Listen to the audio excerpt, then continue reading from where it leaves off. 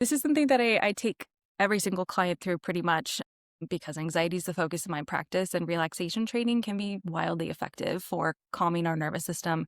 And not only calming it, but also, like, I'm sure as you've probably experienced, especially at the beginning when we're learning different skills to manage anxiety, it is so hard to remember to use them in those moments when anxiety is peaked because we don't have access to our logic or our so we're not thinking about that in those moments.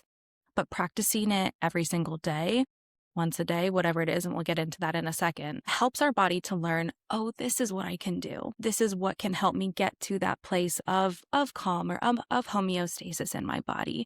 So it helps us to remember to do those things that are helpful in the moments when we need them the most. What I typically recommend is first we just kind of like jot down like when are these times that you feel calm? A lot of us don't have a whole lot of time, or it seems overwhelming perhaps to be like, I'm going to spend all this time to do this thing. And I already feel like I don't have time, and that's overwhelming and it's just causing more anxiety.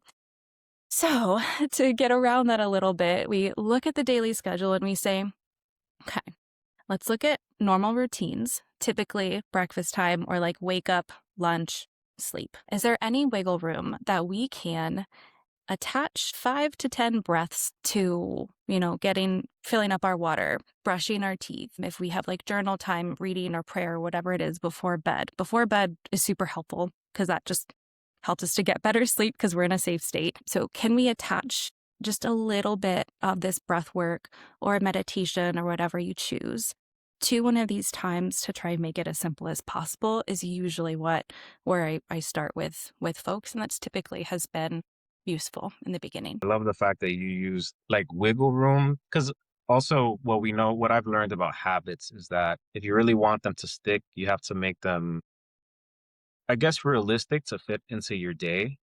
Yeah.